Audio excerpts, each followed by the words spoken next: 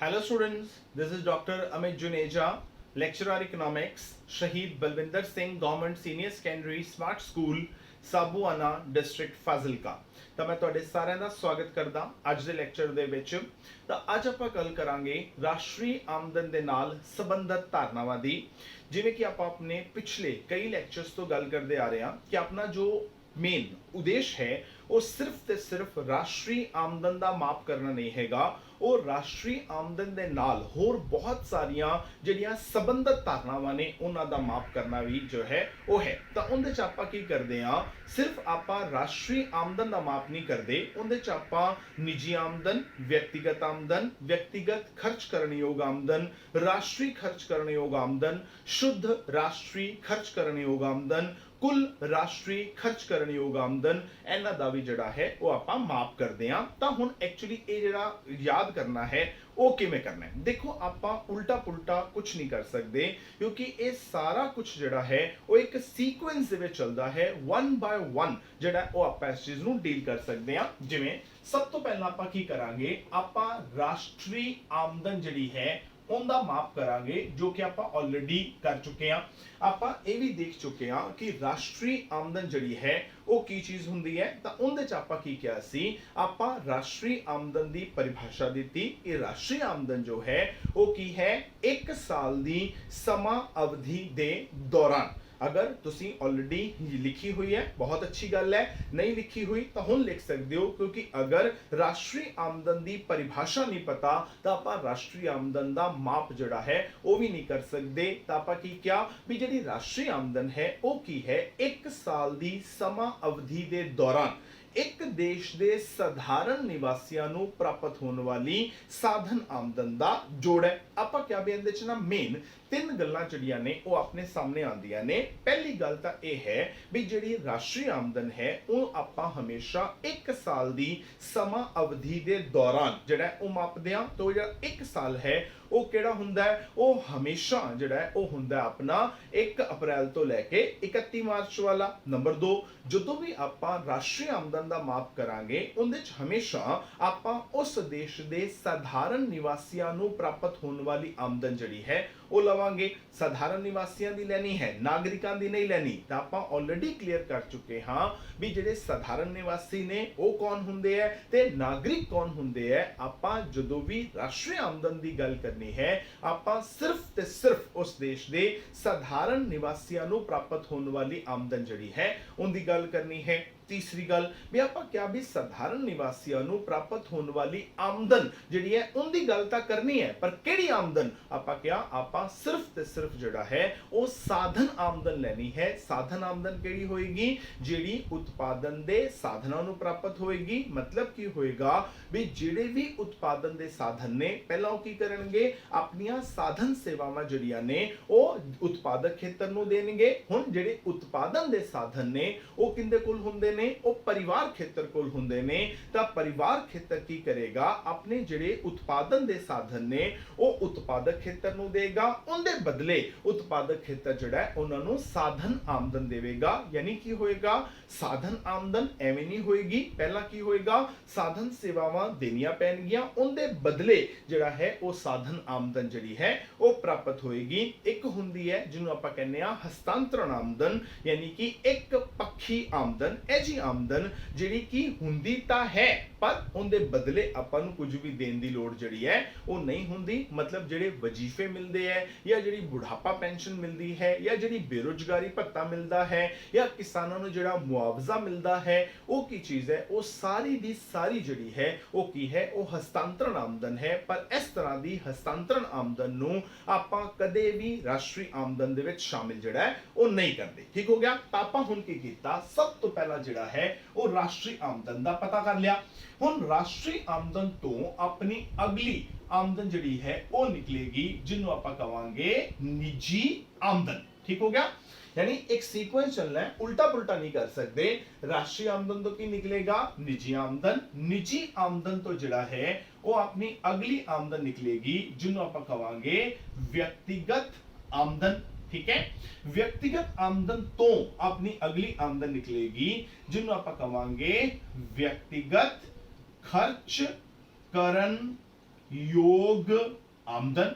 ਠੀਕ ਹੈ, ਤਾਂ ਇਹ ਜਿਹੜਾ ਹੈ ਇਹ ਹੋਣਗੀਆਂ ਰਾਸ਼ਟਰੀ ਆਮਦਨ ਦੇ ਨਾਲ ਸੰਬੰਧਿਤ ਧਾਰਨਾਵਾਂ ਜਿਹੜੀਆਂ ਬਿਲਕੁਲ ਇੱਕ ਸੀਕੁਐਂਸ ਫੋਲੋ ਕਰਨਗੀਆਂ। ਤੁਸੀਂ ਕਦੇ ਵੀ ਰਾਸ਼ਟਰੀ ਆਮਦਨ ਤੋਂ ਸਿੱਧਾ ਵਿਅਕਤੀਗਤ ਖਰਚ ਕਰਨਯੋਗ ਆਮਦਨ ਜਿਹੜਾ ਹੈ ਉਹ ਪ੍ਰਾਪਤ ਨਹੀਂ ਕਰ ਸਕਦੇ। ਸਭ ਤੋਂ ਪਹਿਲਾਂ ਤੁਹਾਨੂੰ ਕੀ ਕਰਨਾ ਪਏਗਾ, ਰਾਸ਼ਟਰੀ ਆਮਦਨ ਤੋਂ ਨਿੱਜੀ ਆਮਦਨ ਨਿਕਾਲਣੀ ਪਏਗੀ, ਨਿੱਜੀ ਆਮਦਨ ਤੋਂ ਵਿਅਕਤੀਗਤ ਆਮਦਨ ਨਿਕਾਲਣੀ ਪਏਗੀ, ਵਿਅਕਤੀਗਤ ਤੋਂ ਵਿਅਕਤੀਗਤ ਖਰਚਯੋਗ ਆਮਦਨ ਜਿਹੜੀ ਹੈ ਉਹ ਨਿਕਲੇਗੀ। ਉਲਟਾ ਵੀ ਚਲਾ ਸਕਦੇ ਹਾਂ, ਕੀ ਹੋਏਗਾ, ਸਭ ਤੋਂ ਪਹਿਲਾਂ ਹੋ ਸਕਦਾ ਹੈ ਕਿ ਤੁਹਾਨੂੰ ਵਿਅਕਤੀਗਤ ਖਰਚ ਕਰਨਯੋਗ ਆਮਦਨ ਜਿਹੜੀ ਹੈ ਇਹ ਦਿੱਤੀ ਹੋਵੇ। ਇਹਦੇ ਤੋਂ ਕੀ ਹੋਏਗਾ, ਵਿਅਕਤੀਗਤ ਆਮਦਨ ਨਿਕਲੇਗੀ, ਵਿਅਕਤੀਗਤ ਤੋਂ ਨਿੱਜੀ ਨਿਕਲੇਗੀ, ਨਿੱਜੀ ਤੋਂ ਰਾਸ਼ਟਰੀ ਨਿਕਲੇਗੀ। ਯਾਨੀ ਤੁਸੀਂ ਵਿਅਕਤੀਗਤ ਖਰਚ ਕਰਨਯੋਗ ਆਮਦਨ ਤੋਂ ਸਿੱਧਾ ਰਾਸ਼ਟਰੀ ਆਮਦਨ ਤੇ ਜਿਹੜਾ ਹੈ ਉਹ ਨਹੀਂ ਪਹੁੰਚ ਸਕਦੇ। ਤੁਹਾਨੂੰ 1 ਬਾਈ 1 ਸਟੈਪਸ ਜਿਹੜੇ ਨੇ ਉਹ ਫੋਲੋ ਕਰਨੇ ਪੈਣਗੇ। ਭਾਵੇਂ ਤੁਸੀਂ ਉੱਪਰ ਤੋਂ ਨੀਚੇ ਆਣਾ ਹੈ, ਭਾਵੇਂ ਤੁਸੀਂ ਨੀਚੇ ਤੋਂ ਉੱਪਰ ਜਾਣਾ ਹੈ, ਸੀਕੁਐਂਸ ਜਿਹੜਾ ਹੈ ਉਹ ਐਜ਼ ਇਟ ਇਜ਼ ਹੀ ਜਿਹੜਾ ਹੈ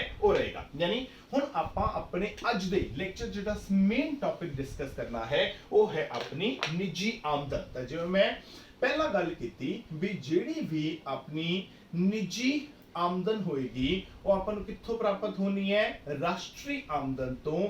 ਤਾਂ ਸਭ ਤੋਂ ਪਹਿਲਾਂ ਆਪਾਂ ਕੀ ਕਰਦੇ ਆ, ਆਪਾਂ ਇੱਥੇ ਰਾਸ਼ਟਰੀ ਆਮਦਨ ਜਿਹੜੀ ਹੈ ਉਹ ਲਿਖ ਲੈਂਦੇ ਆ। ਠੀਕ ਹੋ ਗਿਆ, ਕਿਉਂਕਿ ਨਿੱਜੀ ਆਮਦਨ ਨੇ ਕਿੱਥੋਂ ਨਿਕਲਣਾ ਹੈ, ਰਾਸ਼ਟਰੀ ਆਮਦਨ ਤੋਂ। ਤਾਂ ਆਪਾਂ ਸਭ ਤੋਂ ਪਹਿਲਾਂ ਰਾਸ਼ਟਰੀ ਆਮਦਨ ਜਿਹੜੀ ਹੈ ਉਹ ਲਿਖ ਲਈ। ਠੀਕ ਹੋ ਗਿਆ, ਹੁਣ ਰਾਸ਼ਟਰੀ ਆਮਦਨ ਦਾ ਮੀਨਿੰਗ ਨਿਕਾਲੋ।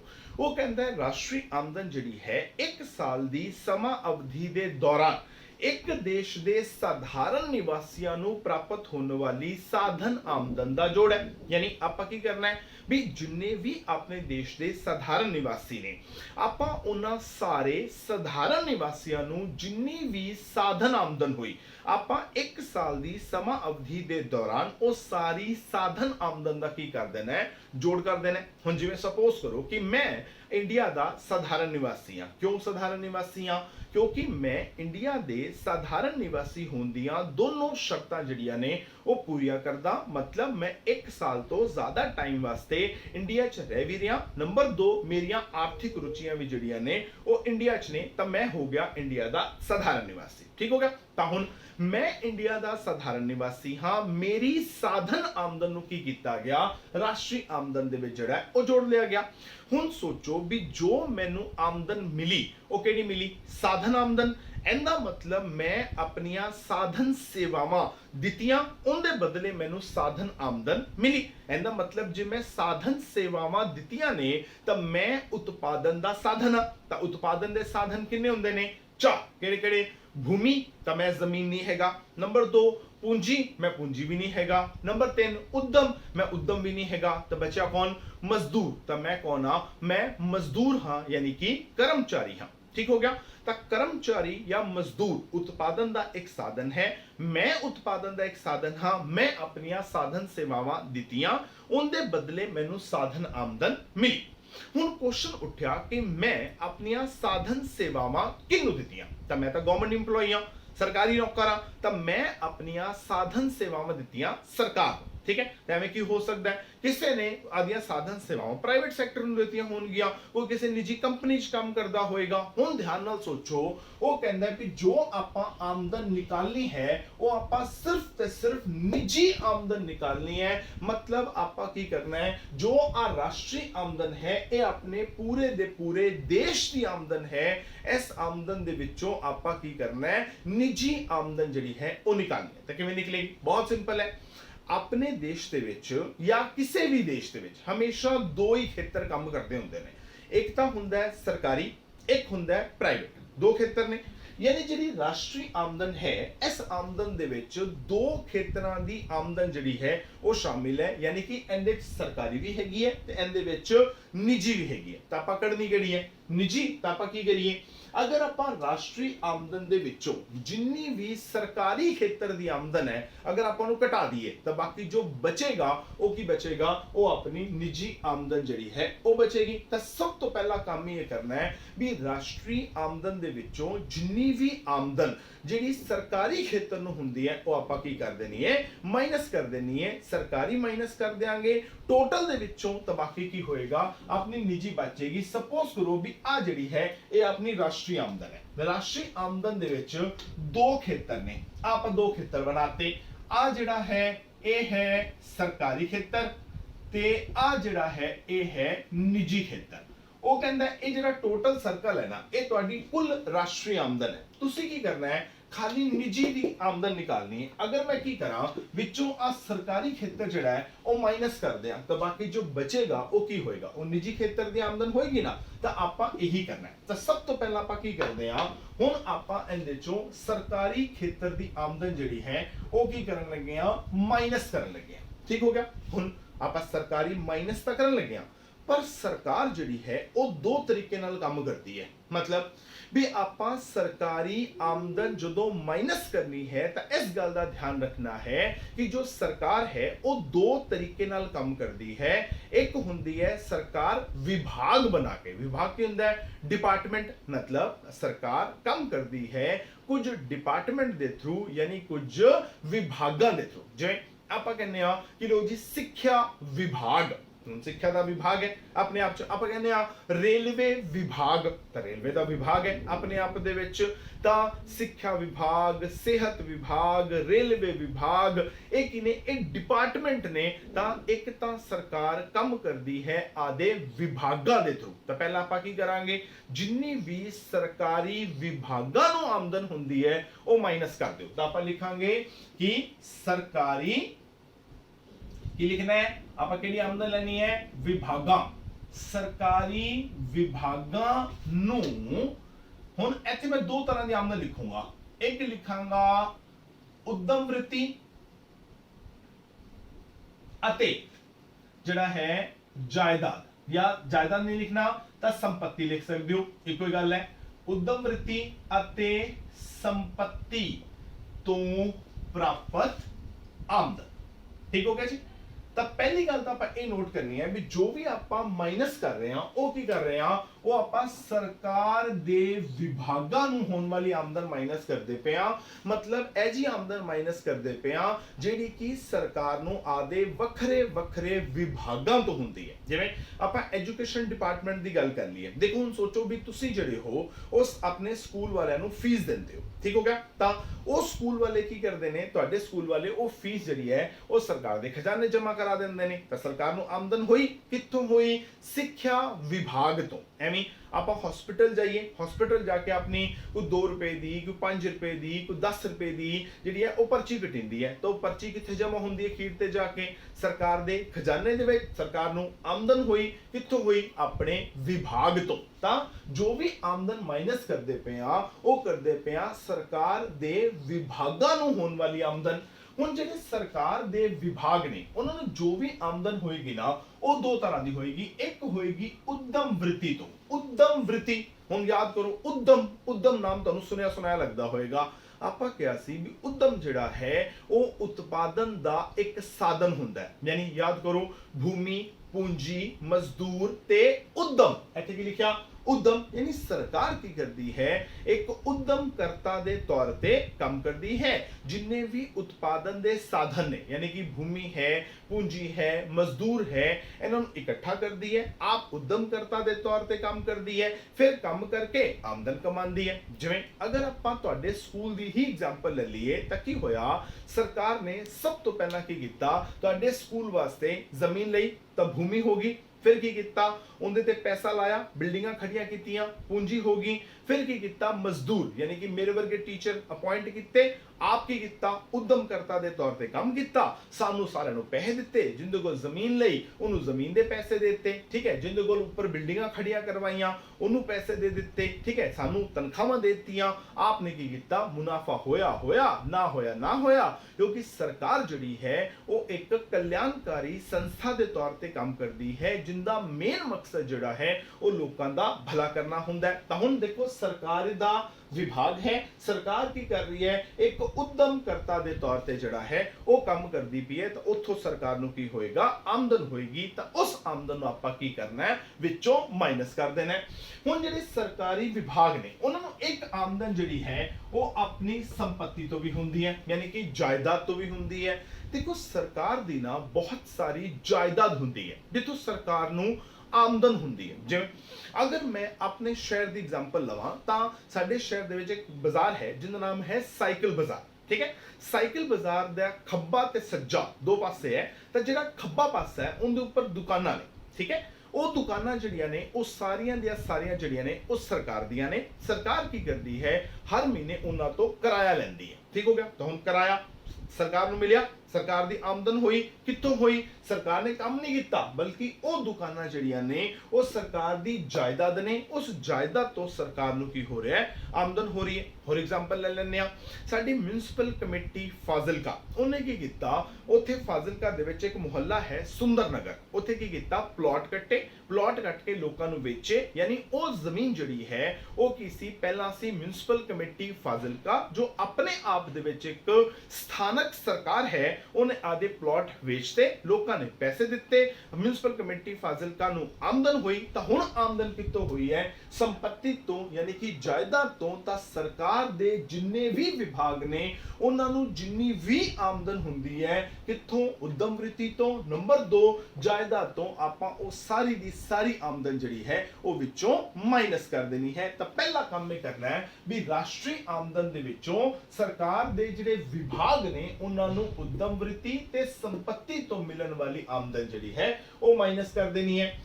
दूसरी ਜਿਹੜੀ ਸਰਕਾਰ ਕੰਮ ਕਰਦੀ ਹੈ ਉਹ ਕਰਦੀ ਹੈ ਗੈਰ ਵਿਭਾਗਾਂ ਤੋਂ। ਯਾਨੀ ਹੁਣ ਆਪਾਂ ਕੀ ਲਿਖਾਂਗੇ, ਆਪਾਂ ਲਿਖਾਂਗੇ ਗੈਰ ਵਿਭਾਗੀ ਉਦਮਾਂ ਦੀਆਂ ਬਚਤਾਂ, ਜਾਂ ਅਗਰ ਤੁਸੀਂ ਗੈਰ ਵਿਭਾਗੀ ਉਦਮਾਂ ਦੀਆਂ ਬਚਤਾਂ ਨਹੀਂ ਲਿਖਣਾ ਤਾਂ ਗੈਰ ਵਿਭਾਗੀ ਉਦਮਾਂ ਦੀ ਆਮਦਨ ਜਿਹੜੀ ਹੈ ਇਹ ਵੀ ਲਿਖ ਸਕਦੇ ਹੋ।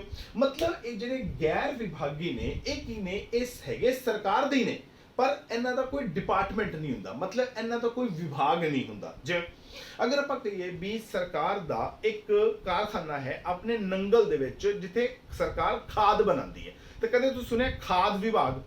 ਜਾਂ ਆਪਾਂ ਕਹੀਏ ਵੀ ਫਾਜ਼ਿਲਕਾ ਦੇ ਨੇੜੇ ਇੱਕ ਪਿੰਡ ਹੈ ਖੂਈਖੇੜਾ, ਉੱਥੇ ਸ਼ੂਗਰ ਮਿਲ ਹੈ, ਕਦੇ ਸੋਚਿਆ ਸ਼ੂਗਰ ਮਿਲ ਵਿਭਾਗ ਜਾਂ ਸ਼ੂਗਰ ਮਿਲ ਡਿਪਾਰਟਮੈਂਟ ਕਦੇ ਸੁਣਿਆ?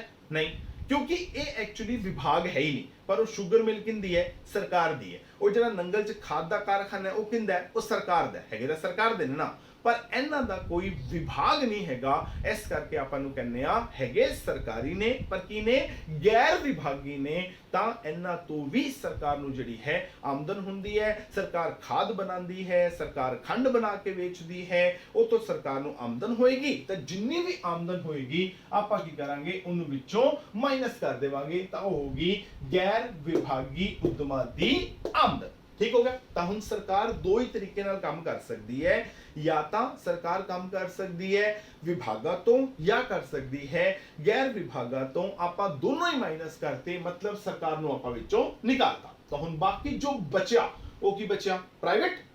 ਪਰ ਹੁਣ ਜੋ ਮੇਨ ਪੁਆਇੰਟ ਆਂਦਾ ਹੈ ਉਹ ਇਹ ਆਂਦਾ ਹੈ ਵੀ ਆਪਾਂ ਰਾਸ਼ਟਰੀ ਆਮਦਨ ਦੇ ਵਿੱਚ ਸਿਰਫ ਤੇ ਸਿਰਫ ਸਾਧਨ ਆਮਦਨ ਲਈ ਸੀ। ਆਪਾਂ ਕਿਹਾ ਸੀ ਵੀ ਰਾਸ਼ਟਰੀ ਆਮਦਨ ਕੀ ਹੈ, ਇੱਕ ਦੇਸ਼ ਦੇ ਸਧਾਰਨ ਨਿਵਾਸੀਆਂ ਨੂੰ ਇੱਕ ਸਾਲ ਦੀ ਸਮਾਂ ਅਵਧੀ ਦੇ ਦੌਰਾਨ ਮਿਲਣ ਵਾਲੀ ਸਾਧਨ ਆਮਦਨ ਦਾ ਜੋੜ ਹੈ। ਯਾਨੀ ਹੁਣ ਜੋ ਆਪਾਂ ਇਹ ਦੋ ਸਰਕਾਰ ਵਾਲੇ ਮਾਈਨਸ ਕੀਤੇ ਤਾਂ ਬਾਕੀ ਜੋ ਬਚਿਆ ਉਹ ਕੀ ਬਚਿਆ, ਹੁਣ ਬਚੀ ਵੀ ਨਿੱਜੀ ਆਮਦਨ ਕੀ ਹੋਈ। ਇਸ ਹਿਸਾਬ ਤੇ ਜੋ ਫਾਰਮੂਲਾ ਹੁਣ ਆਪਾਂ ਹਾਲੇ ਤੱਕ ਬਣਾਇਆ, ਇਹਦੇ ਸਾਹਮਣੇ ਨਿੱਜੀ ਆਮਦਨ ਕੀ ਬਣੀ, ਵੀ ਨਿੱਜੀ ਆਮਦਨ ਇੱਕ ਦੇਸ਼ ਦੇ ਸਧਾਰਨ ਨਿਵਾਸੀਆਂ ਨੂੰ ਇੱਕ ਸਾਲ ਦੀ। ਹੁਣ ਦੇਖੋ ਇੱਕ ਦੇਸ਼ ਦੇ ਸਧਾਰਨ ਨਿਵਾਸੀਆਂ ਨੂੰ ਕਿਹੜੇ, ਜਿਹੜੇ ਨਿੱਜੀ ਖੇਤਰ 'ਚ ਕੰਮ ਕਰਦੇ ਆ। ਠੀਕ ਹੋ ਗਿਆ, ਕਿਉਂਕਿ ਸਰਕਾਰੀ ਤੇ ਮੈਂ ਮਾਈਨਸ ਕਰਤੀ।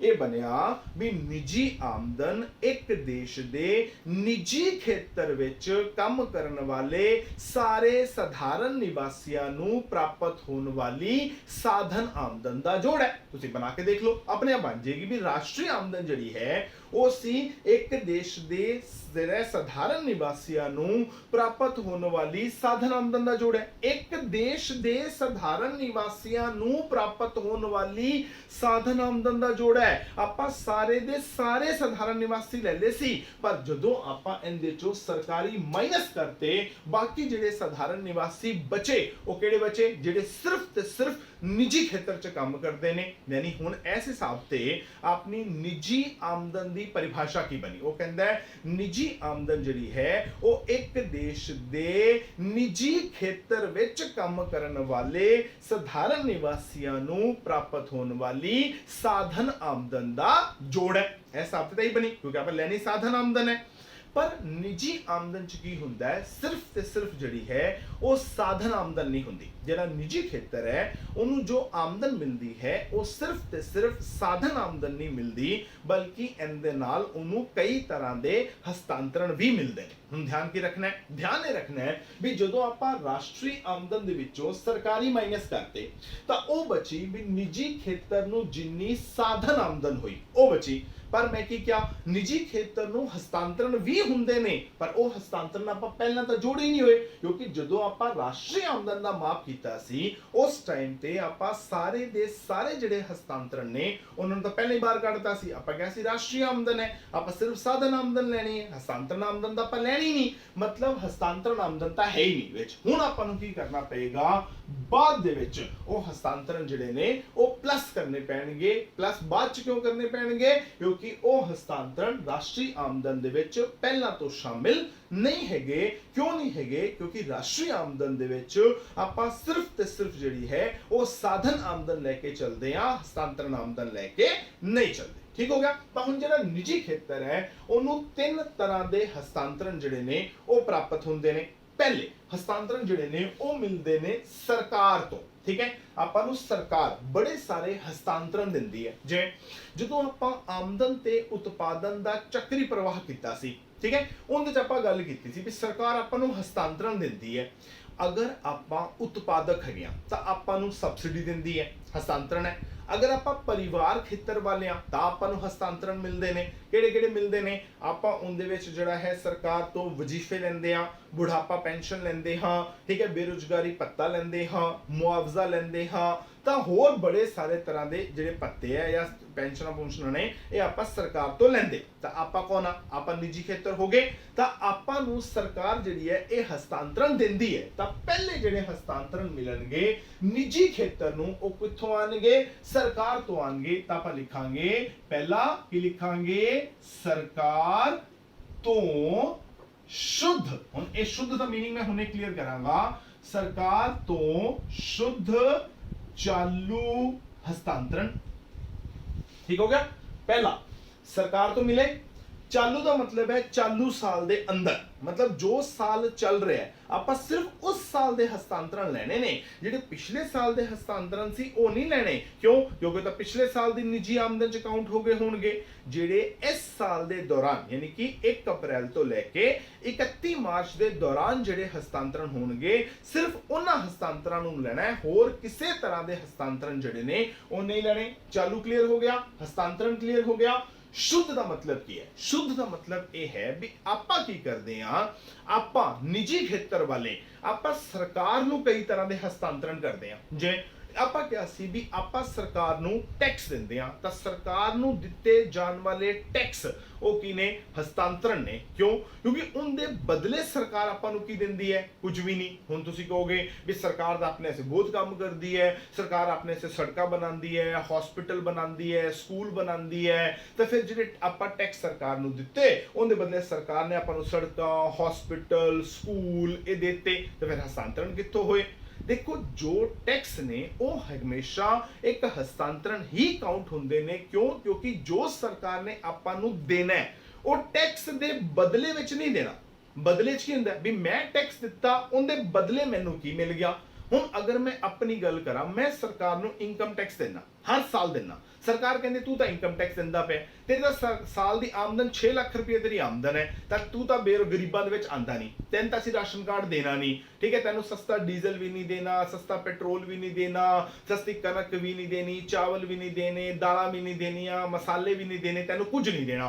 फिर हुण टैक्स मैं भरदा पिया है ना, तो फिर उनके बदले मैनू की मिलता पिया? कुछ भी नहीं। तो मैं टैक्स दिता, उनके बदले मैनू कुछ नहीं मिलिया। दूजी गल, ਜਿਹੜੇ ਸਰਕਾਰ ਇਹ ਜਿਹੜਿਆ ਰਾਸ਼ਨ ਦਿੰਦੀ ਹੈ, ਚਾਹੇ ਸਰਕਾਰ ਜਿਹੜਾ ਹੈ ਉਹ ਦਾਲਾਂ ਦੇ ਰਹੀ ਹੈ ਜਾਂ ਸਰਕਾਰ ਕਣਕ ਦੇ ਰਹੀ ਹੈ, ਚਾਵਲ ਦੇ ਰਹੀ ਹੈ, ਇਹ ਕਿਹਨੂੰ ਦਿੰਦੀ ਹੈ?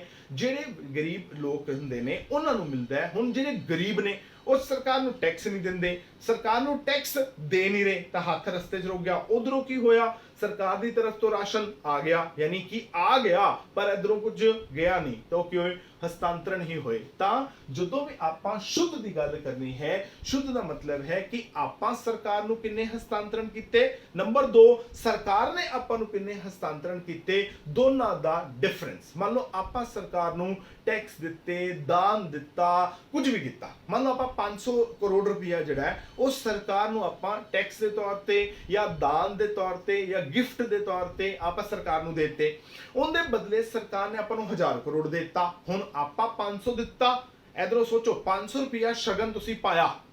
ਹੁਣ ਜਿਹੜਾ ਆਪਾਂ ਵਿਆਹ ਵਿੱਚ ਸ਼ਗਨ ਪਾਉਂਦੇ ਆ ਨਾ, ਉਹ ਕੀ ਹੈ, ਹਸਤਾਂਤरण ਹੈ। ਹੁਣ ਇਹ ਨਾ ਕਿਹਾ ਜੇ ਵਿਆਹ ਵਿੱਚ ਸ਼ਗਨ ਪਾਇਆ ਤਾਂ ਕਿ ਉਹਦੇ ਬਦਲੇ ਖਾ ਕੇ ਆ ਗਏ, ਤਾਂ ਹਸਤਾਂਤरण ਕਾਹਦਾ ਹੋਇਆ। ਐਵੇਂ ਨਹੀਂ ਹੁੰਦਾ, ਕਈ ਲੋਕੀ ਜਿਹੜੇ ਨੇ ਉਹ ਮੇਰੇ ਵਰਗੇ ਵੀ ਹੁੰਦੇ ਨੇ ਵੀ ਸ਼ਗਨ ਪਾ ਜਾਂਦੇ ਨੇ ਪਰ ਕੁਝ ਖਾਂਦੇ ਨਹੀਂ ਹੈਗੇ, ਤਾਂ ਉਹ ਹਸਤਾਂਤरण ਨਹੀਂ ਹੈ। ਇਹ ਵੀ ਨਹੀਂ ਹੈਗਾ ਵੀ 500 ਸ਼ਗਨ ਪਾ ਕੇ ਆਓਗੇ ਤਾਂ ਉਹਦੇ ਬਦਲੇ 500 ਦਾ ਹੀ ਖਾਓਗੇ, ਤੁਸੀਂ ਜ਼ਿਆਦਾ ਵੀ ਖਾ ਸਕਦੇ ਹੋ ਨਾ, ਆਦੇ ਦੀ ਕੈਪੈਸਿਟੀ ਤੇ ਡਿਪੈਂਡ ਕਰਦਾ ਹੈ। ਤਾਂ 500 ਦਿੱਤਾ, ਉਹਦੇ ਬਦਲੇ ਸਪੋਜ਼ ਕਰੋ ਤੁਹਾਨੂੰ 1000 ਵਾਪਸ ਆ ਗਿਆ, ਤਾਂ ਹੁਣ ਤੁਹਾਡੇ ਹੱਥੇ ਕੀ ਆਇਆ, 500, ਉਹ ਕੀ ਹੋਏਗਾ, ਸ਼ੁੱਧ। ਤਾਂ ਸਰਕਾਰ ਤੋਂ ਸ਼ੁੱਧ ਚਾਲੂ ਹਸਤਾਂਤरण, ਇੱਕ ਤਾਂ ਇਹ ਹਸਤਾਂਤरण ਮਿਲਦੇ ਹੈ। ਦੂਸਰਾ ਕੀ ਮਿਲਦਾ ਹੈ, ਦੂਸਰਾ ਆਪਾਂ ਨੂੰ ਜਿਹੜੇ ਹਸਤਾਂਤरण ਮਿਲਦੇ ਨੇ ਉਹ ਮਿਲਦੇ ਨੇ ਵਿਦੇਸ਼ਾਂ ਤੋਂ। ਤੁਹਾਨੂੰ ਆਪਾਂ ਕਹਾਂਗੇ ਵਿਦੇਸ਼ਾਂ ਤੋਂ ਸ਼ੁੱਧ ਚਾਲੂ ਹਸਤਾਂਤरण। ਤਾਂ ਇਹ ਆਪਾਂ ਨੂੰ ਵਿਦੇਸ਼ਾਂ ਤੋਂ ਮਿਲ ਗਏ, ਠੀਕ ਹੈ। ਵਿਦੇਸ਼ਾਂ ਤੋਂ ਕਿਵੇਂ ਮਿਲਣਗੇ, ਹੁਣ ਦੇਖੋ 2 ਵਰਡਸ ਕਲੀਅਰ ਕਰੋ। ਸ਼ੁੱਧ ਦਾ ਮਤਲਬ ਵੀ ਆਪਾਂ ਵਿਦੇਸ਼ਾਂ ਨੂੰ ਕਿੰਨੇ ਹਸਤਾਂਤरण ਕੀਤੇ, ਨੰਬਰ 2 ਵਿਦੇਸ਼ਾਂ ਨੇ ਆਪਾਂ ਨੂੰ ਕਿੰਨੇ ਹਸਤਾਂਤरण ਕੀਤੇ, ਉਹਦਾ ਅੰਤਰ।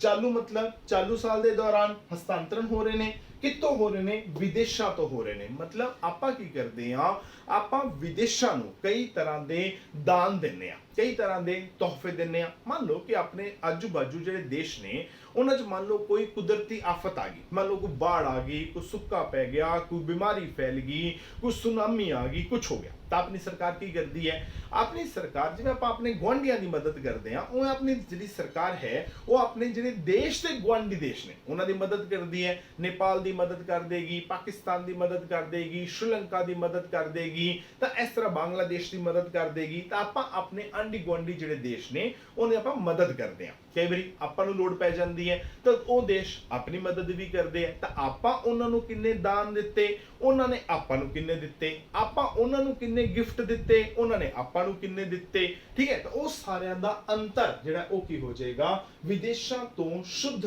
ਚਾਲੂ ਹਸਤਾਂਤरण ਜਿਹੜੇ ਨੇ ਇਹ ਹੋ ਜਾਣਗੇ। ਇਹ ਮਿਲਦੇ ਹੈ ਤਾਂ ਮਿਲਦੇ ਨੇ ਤਾਂ ਕੀ ਹੋਏਗਾ, ਪਲੱਸ। ਉਸ ਤੋਂ ਬਾਅਦ ਇੱਕ ਹਸਤਾਂਤरण ਹੋਰ ਹੁੰਦੇ ਨੇ, ਉਹਨੂੰ ਆਪਾਂ ਕਹਿੰਦੇ ਆ ਰਾਸ਼ਟਰੀ ਕਰਜ਼ੇ ਤੇ ਵਿਆਜ, ਠੀਕ ਹੈ। ਇਹ ਵੀ ਨਿੱਜੀ ਖੇਤਰ ਨੂੰ ਮਿਲਦਾ ਹੈ। ਹੁਣ ਰਾਸ਼ਟਰੀ ਕਰਜ਼ੇ ਤੇ ਵਿਆਜ ਇਹ ਕੀ ਚੀਜ਼ ਹੈ, ਇਹਨੂੰ ਸਮਝਦੇ ਹਾਂ। ਦੇਖੋ ਰਾਸ਼ਟਰੀ ਕਰਜ਼ਾ ਕੀ ਹੈ, ਵੀ ਨਿੱਜੀ ਖੇਤਰ ਕੀ ਕਰਦਾ ਹੈ, ਉਹ ਨਾ ਸਰਕਾਰ ਨੂੰ ਕਰਜ਼ਾ ਦਿੰਦਾ ਹੈ, ਠੀਕ ਹੈ। ਹੁਣ ਨਿੱਜੀ ਖੇਤਰ ਕੀ ਕਰ ਰਿਹਾ ਹੈ, ਸਰਕਾਰ ਨੂੰ ਕਰਜ਼ਾ ਦੇ ਰਿਹਾ। ਜਿਵੇਂ ਅਗਰ ਤੁਸੀਂ ਇੱਕ ਚੀਜ਼ ਸੁਣੀ ਹੋਵੇ ਤਾਂ ਉਹਨੂੰ ਆਪਾਂ ਕਹਿੰਦੇ ਆ NSC। NSC ਦੀ ਫੁੱਲ ਫਾਰਮ ਹੈ national saving certificate. National saving certificate ਇਹ ਕਿੱਥੋਂ ਮਿਲਦੇ ਆ, ਇਹ ਡਾਕਖਾਨੇ ਤੋਂ ਮਿਲਦੇ ਆ, ਠੀਕ ਹੈ। 100 ਰੁਪਏ ਤੋਂ ਸ਼ੁਰੂ ਹੋ ਜਾਂਦੇ ਆ ਤੇ ਲੈ ਜਿੰਨੇ ਮਰਜ਼ੀ ਸਕਦੇ ਹੋ। ਕਈ ਵਾਰੀ ਕੀ ਹੁੰਦਾ ਹੈ ਵੀ ਸਰਕਾਰ ਕੀ ਕਰਦੀ ਹੈ, ਸਾਨੂੰ ਮਜਬੂਰ ਕਰਦੀ ਹੈ। ਮੈਂ ਸਰਕਾਰੀ EMPLOYE ਹਾਂ, ਸਾਨੂੰ ਮਜਬੂਰ ਕੀਤਾ ਜਾਂਦਾ ਹੈ ਵੀ ਤੁਸੀਂ ਕੀ ਕਰੋ, ਇਹ ਨੈਸ਼ਨਲ ਸੇਵਿੰਗ ਸਰਟੀਫਿਕੇਟ ਜਿਹੜੇ ਨੇ ਇਹ ਖਰੀਦੋ। ਕਿਉਂ ਖਰੀਦੋ, ਹੁਣ ਕਿਉਂ, ਐਕਚੁਅਲੀ ਨੈਸ਼ਨਲ ਸੇਵਿੰਗ ਸਰਟੀਫਿਕੇਟ ਕੀ ਚੀਜ਼ ਹੈ ਉਹ ਸਮਝਦੇ ਹਾਂ। ਪਹਿਲੀ ਗੱਲ ਤਾਂ ਇਹ ਹੈ ਕਿ ਇਹ 5 ਸਾਲ ਦੇ ਹੁੰਦੇ ਆ। ਪਹਿਲਾਂ ਹੁੰਦੇ ਸੀ 6 ਸਾਲ ਦੇ, ਹੁਣ ਹੁੰਦੇ ਨੇ 5 ਸਾਲ ਦੇ, ਠੀਕ ਹੈ। ਯਾਨੀ ਤੁਸੀਂ 5 ਸਾਲ ਵਾਸਤੇ ਕੀ ਕਰਨਾ ਹੈ, ਜਿੰਨਾ ਤੁਹਾਡਾ ਪੁੱਜਦਾ ਹੈ ਤੁਸੀਂ ਉਹਨੇ ਦੇ ਨੈਸ਼ਨਲ ਸੇਵਿੰਗ ਸਰਟੀਫਿਕੇਟ ਯਾਨੀ ਕਿ NSC ਡਾਕਖਾਨੇ ਤੋਂ ਜਾ ਕੇ ਖਰੀਦੇ। ਮੰਨ ਲਓ ਮੈਂ ਕਹਾਂ ਕਿ ਮੈਂ 20,000 ਦੇ NSC ਖਰੀਦ ਲਏ, ਠੀਕ ਹੈ। ਅੱਜ ਖਰੀਦੇ ਤਾਂ ਮੈਨੂੰ ਮਿਲਣਗੇ ਪੈਸੇ 5 ਸਾਲ ਤੇ ਬਾਅਦ ਜਾ ਕੇ ਵਿਆਜ ਲੱਗ ਕੇ। ਅੰਦਾਜ਼ਾ ਆਪਾਂ ਲਾ ਲਈਏ ਤਾਂ 60% ਫालतू ਮਿਲਦਾ ਹੈ। ਮਤਲਬ 20,000 ਖਰੀਦੋਗੇ ਤਾਂ 12,000 ਲੱਗ ਕੇ ਤਾਂ 32,000 ਕੁਝ ਰੁਪਏ ਤੁਹਾਨੂੰ ਮਿਲਣਗੇ, ਠੀਕ ਹੋ ਗਿਆ। ਤਾਂ ਹੁਣ ਕੀ ਹੋਇਆ ਕਿ ਮੈਨੂੰ ਕੀ ਹੋਇਆ, ਇਹ ਇਹਨਾਂ ਦੇ ਉੱਪਰ 20,000 ਮੈਂ ਦਿੱਤੇ, ਉਹਦੇ ਉੱਪਰ 12,000 ਵਿਆਜ ਲੱਗ ਕੇ ਮੈਨੂੰ ਮਿਲਿਆ। यानी मैं की किया वो 20,000 रुपए जिहड़े ने वो डाकखाने नूं दिते। डाकखाना क्योंकि एक सरकारी संस्था है, मैं एक हिसाब नाल वो 20,000 रुपए सरकार नूं दिते। सरकार कहंदी है भी तेरे 20,000 रुपए असीं वरती जाने पे हैगे आ, उहदे बदले तैनूं असीं ब्याज दिंदे पे आ। तो वो जो ब्याज है वो की है, वो है राष्ट्रीय कर्जे ते ब्याज। मतलब मैं सरकार नूं 20,000 दा कर्जा दिता, उहदे बदले सरकार ने मैनूं ब्याज दिता। ਹੁਣ ਤੁਸੀਂ ਕਹੋਗੇ ਇਹ ਤਾਂ ਹਸਤਾਂਤरण ਹੋਇਆ ਹੀ ਨਾ, ਕਿਉਂਕਿ ਆਪਾਂ ਪੈਸਾ ਦਿੱਤਾ ਉਹਦੇ ਬਦਲੇ ਵਿਆਜ ਆਈ, ਇਹ ਤਾਂ ਕਰਜ਼ਾ ਹੋਇਆ ਹੀ ਨਾ, ਇਹ ਤਾਂ ਹਸਤਾਂਤरण ਹੋਇਆ ਹੀ ਨਾ। ਪਰ ਐਕਚੁਅਲੀ ਇਹ ਹਸਤਾਂਤरण ਹੀ ਕਾਊਂਟ ਹੁੰਦਾ, ਕਿਉਂਕਿ ਕਈ ਵਾਰੀ ਕੀ ਹੁੰਦਾ ਹੈ, ਜਿਵੇਂ ਪਹਿਲਾਂ ਦੱਸਿਆ ਵੀ ਸਰਕਾਰ ਜਿਹੜੀ ਹੈ ਉਹ ਸਾਨੂੰ ਮਜਬੂਰ ਕਰਦੀ ਹੈ ਵੀ ਅਸੀਂ ਇਹਨੂੰ ਖਰੀਦੀਏ। ਜਿਵੇਂ ਸਿੰਪਲ ਕੀ ਹੋਇਆ ਵੀ ਕਈ ਵਾਰੀ ਸਰਕਾਰ ਇੱਕ ਕਨਸੈਪਟ ਤੁਸੀਂ ਸੁਣਿਆ ਹੋਣਾ ਹੈ ਵੀ ਆਦੇ EMPLOYEES ਨੂੰ ਕੀ ਦਿੰਦੀ ਹੈ, ਡੀ ए की दिंदी है, D for dearness, A for allowance. Dearness मतलब महंगाई, अलाउंस मतलब पत्ता, महंगाई पत्ता। महंगाई पत्ता की होंदा है भी, की होंदा है भी कई बारी अगर मैं अपनी गल करा तो मेरी तनख्वाह मान लो हैगी है 50,000 रुपए महीना, तो की होंदा है महंगाई बढ़ गई।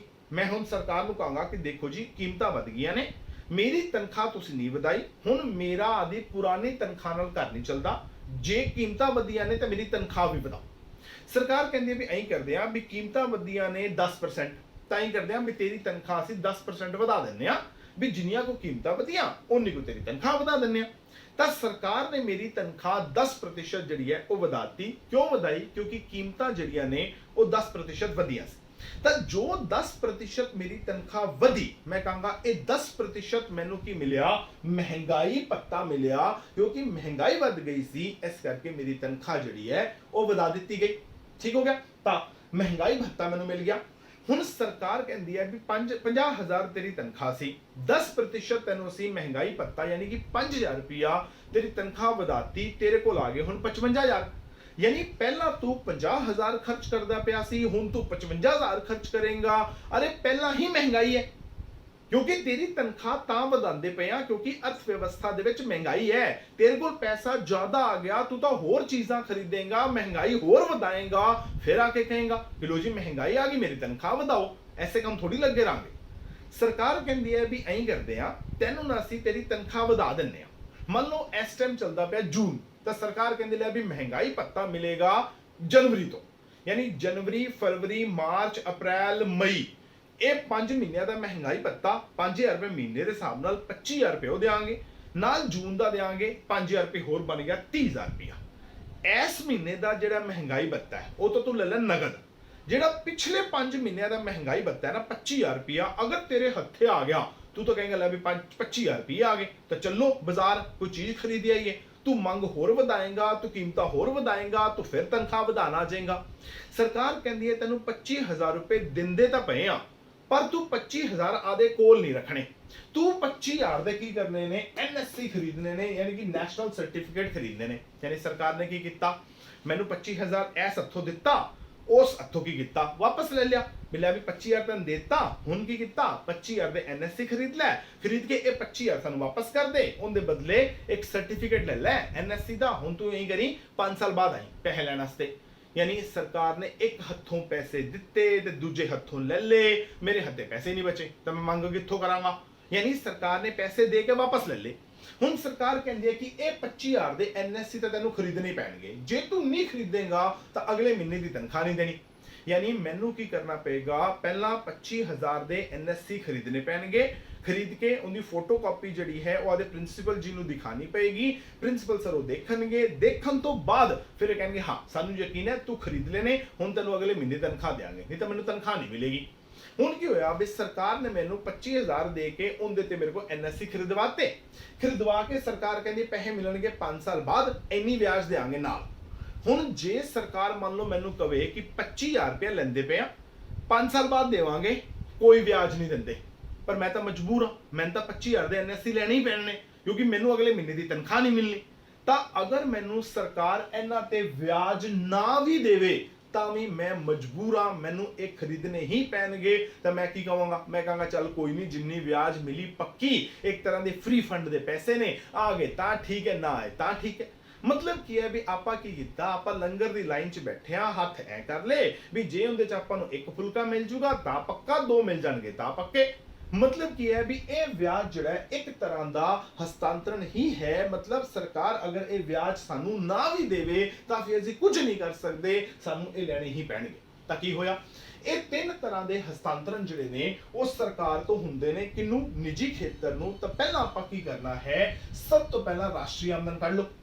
ਰਾਸ਼ਟਰੀ ਆਮਦਨ ਨਿਕਾਲਣ ਤੋਂ ਬਾਅਦ ਜਿੰਨੇ ਸਰਕਾਰ ਦੇ ਵਿਭਾਗ ਨੇ ਉਹਨਾਂ ਦੀ ਆਮਦਨ ਮਾਈਨਸ ਕਰ ਦਿਓ, ਸਰਕਾਰ ਦੇ ਗੈਰ ਵਿਭਾਗ ਨੇ ਉਹਨਾਂ ਦੀ ਆਮਦਨ ਮਾਈਨਸ ਕਰ ਦਿਓ। ਇਹ ਤਾਂ ਨਿਕਲ ਗਏ। ਜੇ ਇਹ ਨਿਕਲੇ ਤਾਂ ਬਾਕੀ ਜੋ ਬਚੀ ਉਹ ਬਚੀ ਨਿੱਜੀ ਖੇਤਰ ਨੂੰ ਮਿਲਣ ਵਾਲੀ ਸਾਧਨ ਆਮਦਨ, ਕਿਉਂਕਿ ਰਾਸ਼ਟਰੀ ਆਮਦਨ ਵਿੱਚ ਸਿਰਫ ਤੇ ਸਿਰਫ ਸਾਧਨ ਆਮਦਨ ਸ਼ਾਮਿਲ ਹੈ, ਹੋਰ ਕੋਈ ਆਮਦਨ ਸ਼ਾਮਿਲ ਨਹੀਂ ਹੈਗੀ। ਠੀਕ ਹੋ ਗਿਆ। ਪਰ ਆਪਾਂ ਕਿਹਾ ਵੀ ਨਿੱਜੀ ਖੇਤਰ ਦਾ ਹਸਤਾਂਤਰਣ ਵੀ ਹੁੰਦੇ ਨੇ, ਉਹ ਕਹਿੰਦੇ ਹੁੰਦੇ ਨੇ ਤਾਂ ਭਈਆ ਬਾਅਦ ਚ ਜੋੜ ਲੈ, ਪਹਿਲਾਂ ਤਾਂ ਹੈ ਕੋ ਨਹੀਂ ਹੁੰਦੇ। ਫਿਰ ਆਪਾਂ ਕਿਹਾ ਵੀ ਨਿੱਜੀ ਖੇਤਰ ਨੂੰ ਜਿਹੜੇ ਹਸਤਾਂਤਰਣ ਹੁੰਦੇ ਨੇ ਉਹ ਤਿੰਨ ਤਰ੍ਹਾਂ ਦੇ ਹੁੰਦੇ ਨੇ। ਪਹਿਲਾ ਸਰਕਾਰ ਤੋਂ ਹੁੰਦੇ ਨੇ, ਦੂਜਾ ਵਿਦੇਸ਼ਾਂ ਤੋਂ ਹੁੰਦੇ ਨੇ, ਤੀਜਾ ਰਾਸ਼ਟਰੀ ਕਰਜ਼ੇ ਤੇ ਵਿਆਜ ਮਿਲਦਾ ਹੈ। ਤਾਂ ਇਹ ਤਿੰਨ ਤਰ੍ਹਾਂ ਦੇ ਹਸਤਾਂਤਰਣ ਅਸੀਂ ਬਾਅਦ ਦੇ ਜੋੜਤੇ ਤਾਂ ਇਹਦੇ ਨਾਲ ਕੀ ਨਿਕਲ ਜਾਏਗਾ, ਸਾਡੀ ਨਿੱਜੀ ਆਮਦਨ ਜਿਹੜੀ ਹੈ ਉਹ ਆ ਜਾਏਗੀ। ਠੀਕ ਹੋ ਗਿਆ ਜੀ। ਤਾਂ ਹੁਣ ਨਿੱਜੀ ਆਮਦਨ ਨੂੰ ਕੈਲਕੂਲੇਟ ਕਰਨ ਦਾ ਇੱਕ ਤਰੀਕਾ ਹੋਰ ਵੀ ਹੈਗਾ, ਉਹ ਆਪਾਂ ਆਪਣੇ ਅਗਲੇ ਲੈਕਚਰ 'ਚ ਦੇਖਾਂਗੇ। ਤਾਂ ਉਮੀਦ ਹੈ ਤੁਹਾਨੂੰ ਲੈਕਚਰ ਜਿਹੜਾ ਹੈ ਸਮਝ ਆ ਗਿਆ ਹੋਵੇਗਾ।